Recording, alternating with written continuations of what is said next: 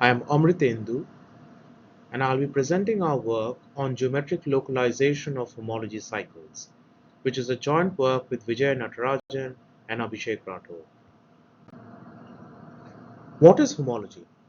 Homology is a topological invariant which distinguishes spaces based on the type of holes in them.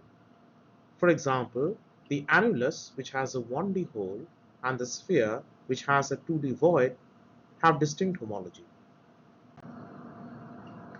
Now, why do we study homology representatives? In TDA, holes can represent important features in the data. Furthermore, the geometric location of features is important.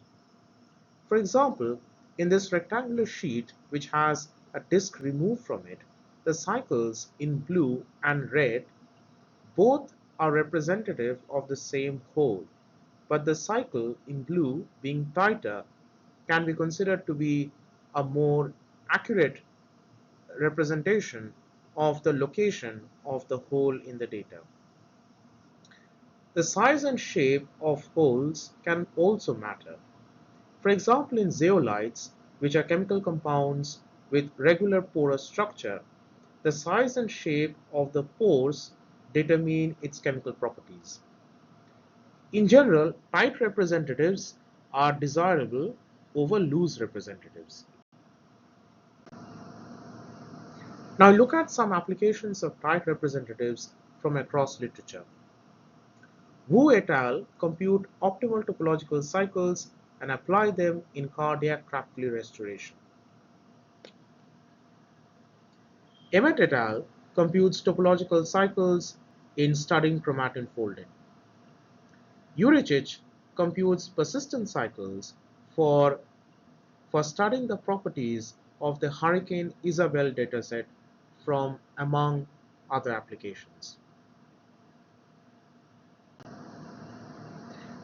Now I outline the contributions of the paper. We first introduce an optimality criterion called the L2 radius, which is geometry aware. We provide algorithms for the following optimum cycle representative problems, namely optimal homology representative, minimum homology basis, optimum persistent homology representative.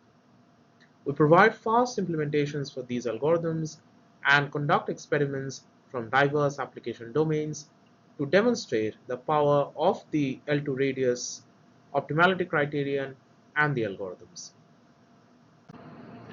Now I briefly introduce simplicial homology in Z2 coefficients. The spaces that we study are simplicial complexes. A P-chain is a collection of P-simplices. P-chains are often represented as formal sums of P-simplices. In this way, P-chains form a vector space over Z2. For example, AB plus AC plus AE plus CD is a one-chain. Associated to every P-simplex is a P-1 chain which consists of its P-1 faces. By linearly extending to collections of P-simplices, we have the boundary of a P-chain. For example, the boundary of the one chain AB plus BC is a zero chain A plus C. Chains whose boundary is equal to 0 are called cycles. For example, AB plus BC plus CA is a one cycle. Cycles, which are the boundaries of some P plus 1 chain, are called P boundaries. For example, AC plus CE plus AE is a boundary of the two simplex ACE. Cycles, which are not boundaries, capture holes in the simplicial complex. So we take the algebraic coefficient of the space of cycles by the space of boundaries. This is the pth homology group of the simplicial complex. Each element of the pth homology group is an equivalence class of cycles called homologous cycles, which differ by boundaries. Now, homology in field coefficients is a vector space, and so we can talk of a basis. Consider this two torus. The cycles shown in blue can be considered to be a basis of the one homology of the two torus. Uh, Notice that the one homology of the two torus has dimension 4, and so we have 4 independent cycles. Precisely, a homology basis is a collection of cycles zeta 1 to zeta k such that the respective homology classes form a basis of HP. We note over here that when talking of homology basis, we talk of representatives zeta 1 to zeta k rather than their homology classes. This notion would remain consistent throughout the rest of the talk. Persistent homology is useful to us when we have a sequence of spaces. Such a sequence where one space is the subspace of the next space in the sequence is called a filtration. Shown here is a filtration of a torus, which is filtered by its height. Persistent homology tracks the homology of all the spaces in the filtration. For example, the zeroth homology tracks the number of connected components. The number of connected components remains 1 throughout the filtration, and so we have a single bar to denote this. The first homology tracks the number of tunnels and loops in the spaces. In the second space, a loop is born. In the third space, a tunnel is born. This shows up as the 2 bars in the H1 plot. Finally, in the fourth space, a 2D void is born, and this shows up as a bar in the H2 plot. These bars represent the instance when a homology class was born and when a homology class dies. We say that a homology class dies if it becomes a boundary at some space in the sequence. In the examples that we have shown, the homology classes do not die. That is, they do not become boundaries at any stage. Such bars are said to have infinite persistence. The black line that we have shown can be thought to be extending up to infinity. The collection of all these bars together form the bar code of the filtration. Now, what do we mean by representatives of homology or persistent homology? For ordinary homology, in this example, the cycle in blue and the cycle in red are representatives of the same homology class. In general, for a homology class, two cycles would differ by boundaries. For persistent homology, we can talk of representatives of a bar in the barcode of the filtration. For example, in the third space, where a tunnel is born, both the cycles in red and in blue can be thought to be representatives of the homology class that was born in this instance, and therefore these are representatives of the bar which was born in the third space. In general, to define optimality criteria on cycles in homology class and to compute optimal representatives is a non-trivial problem. Now I give an overview of the 3 problems that we have looked at in the paper. The first is localized representative of homology class, where we are given as an input a homology class, often represented by some cycle in that class, and we ought to compute the tightest possible representative of that homology class, subject to how we define the notion of tightness. For minimum homology basis, we ought to compute the tightest possible set of cycles which form a basis of homology. For example, the cycles in red are a generic homology basis, the cycles in blue are a tight or a minimum homology basis. For persistent homology, for each bar in the filtration, we ought to compute the tightest possible representative of that bar. For example, in this case where we show a RIPS filtration, the cycle in red is a representative of the top bar of this filtration. The cycle in green is the tightest possible representative. To define the notion of tightness, we introduce a new optimality criterion called the L2 radius. We'll assume that our complexes are embedded in Euclidean space. The L2 radius is a geometric criterion. For a simplex, the L2 radius is the radius of its circumsphere.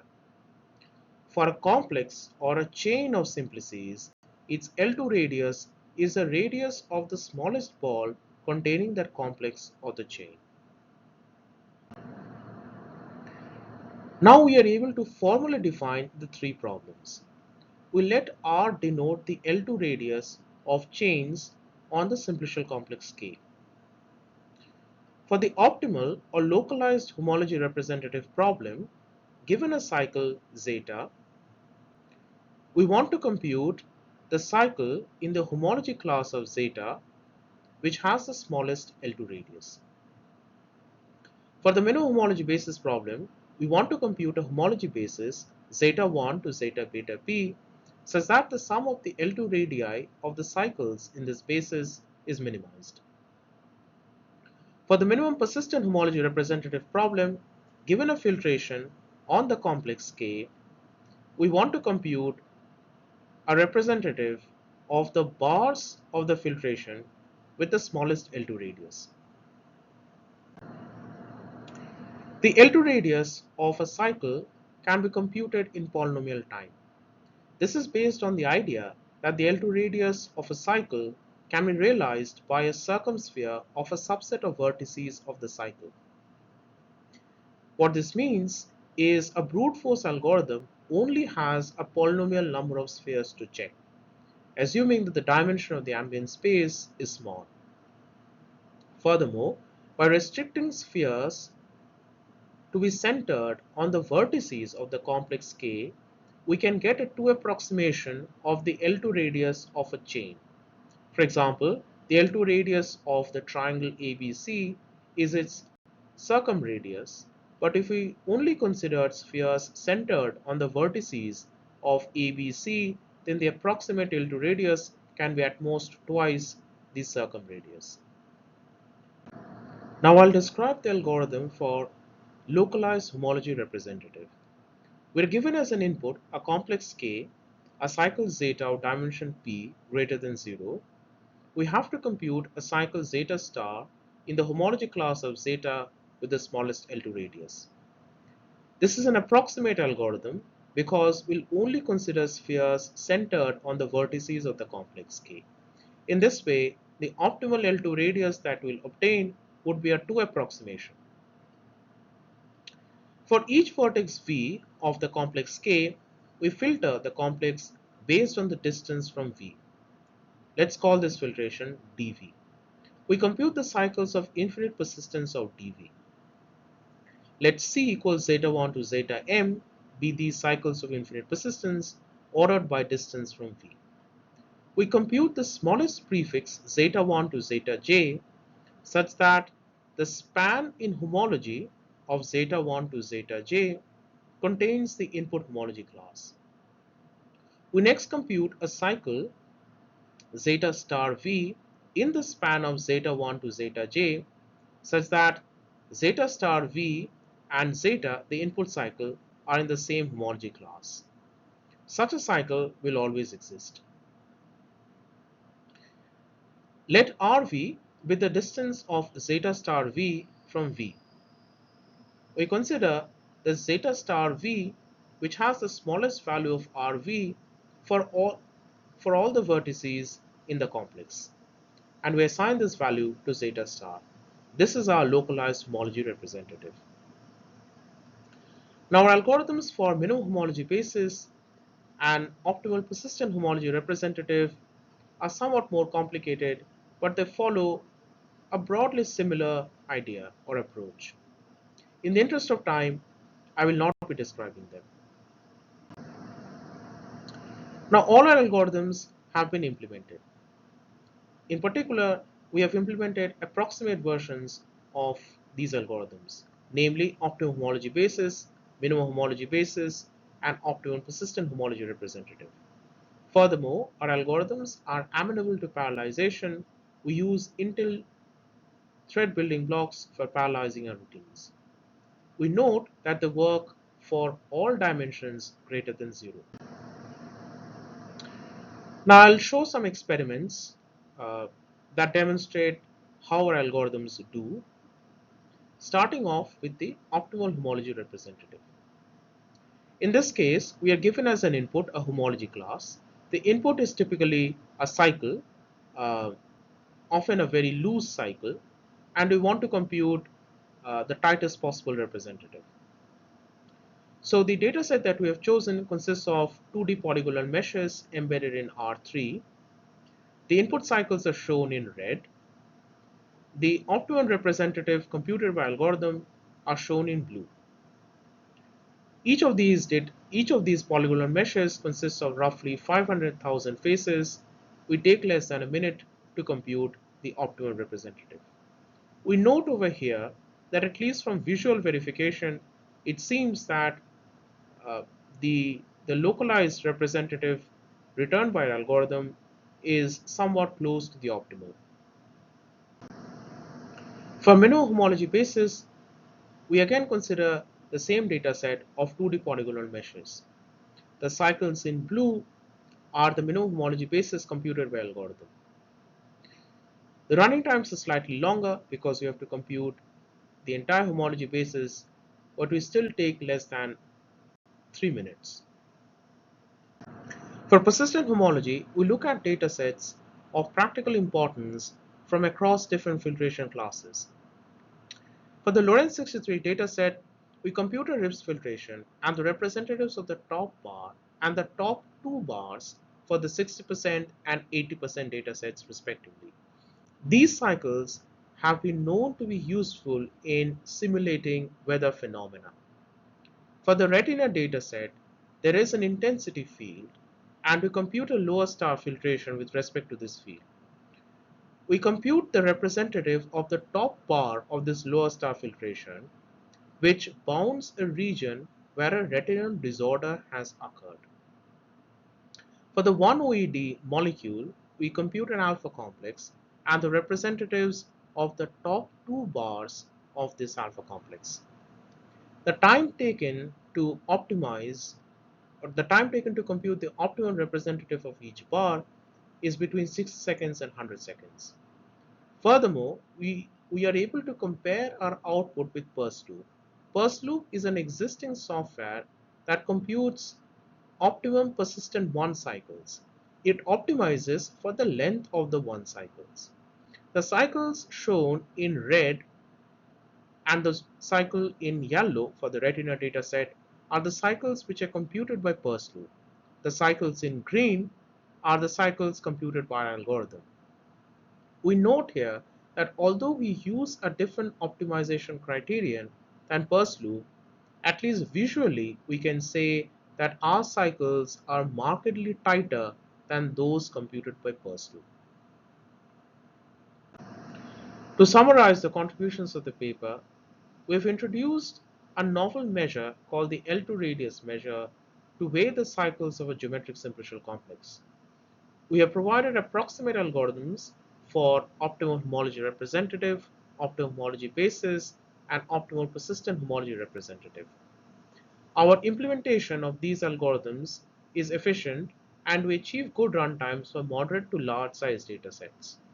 Furthermore, our experiments reveal that the L2 radius measure and the approximate algorithms that optimize against the L2 radius measure consistently compute cycles of high quality. With this, I would like to conclude my talk. Thank you.